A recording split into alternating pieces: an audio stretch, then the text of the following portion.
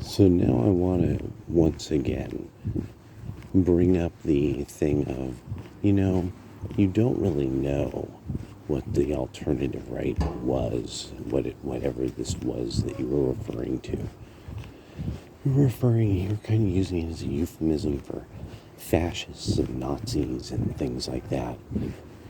So, boy, they're up early yelling, and it was a blog. It was a blogspot address. It was alternative right at blogspot.com, and it was the National Policy Institute's blog. So, all that retread. What the issue I'm bringing up is how you end up with this all this writing by people that they were like, well, how did this condition ever come to be? How is it that the liberals are in such total and complete control of everything? And so they focused on quite a number of different areas of law, different decisions made, policies that it was like, this is just a strange interpretation of the Constitution.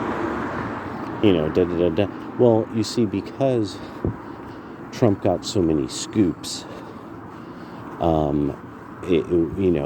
end up having people who they interpret law in a dry way. They're not trying to legislate from the bench like Democrats think judges are supposed to.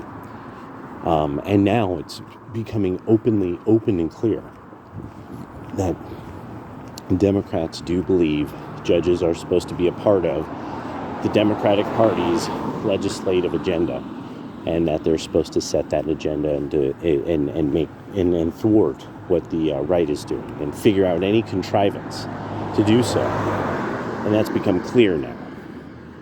This isn't make-believe. It's you again, as in, how Antifa is the armed wing of the Democratic Party. You're doing it. We see you doing it. You're all on the same side. We see what you're doing. And it was because with the alternative right, a lot of these people, they weren't interested in fascism or Nazism. They were actually anarcho-capitalists, many of these writers. So they didn't want any state at all.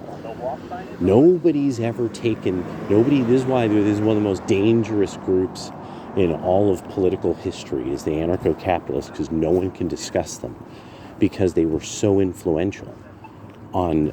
They've been so influential, and that YouTube has even had to ban one of the top anarcho-capitalist philosophers in the history of philosophy, and it was just because he got too close to the sun. He showed everybody the model for COVID first, and that was it. Like he mapped out what was known, and that was it. YouTube's like, nope, you can't discuss real knowledge.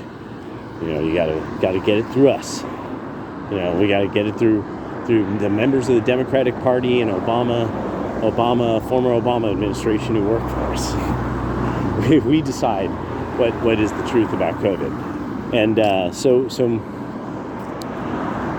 the other thing is this. Trump now, we were able to keep the IRS from becoming humongoid and going after normal people, because the Biden administration was actually really upset that during COVID people still had money. I'm not even kidding. The way they were actually like perturbed that they couldn't account for where all this money was coming from. So this is the other thing, is now in this definite, we have forensic accounting going on. There's now people who you can identify as these forensic accountants connected to the White House now, from recent events that have happened, and these people are going to be doing something with the IRS that they're going to find who is employing illegal immigrants. And then there's already the lawsuits going for records, for voting records, and like who's in your state, who is eligible to vote, who is registered, and where do they live. And they're going to get those records because they can, and so it is going to be kind of over there too. Yeah, so it's just some stuff I was just thinking through early this morning. Wow, what the hell happened here? Oh well.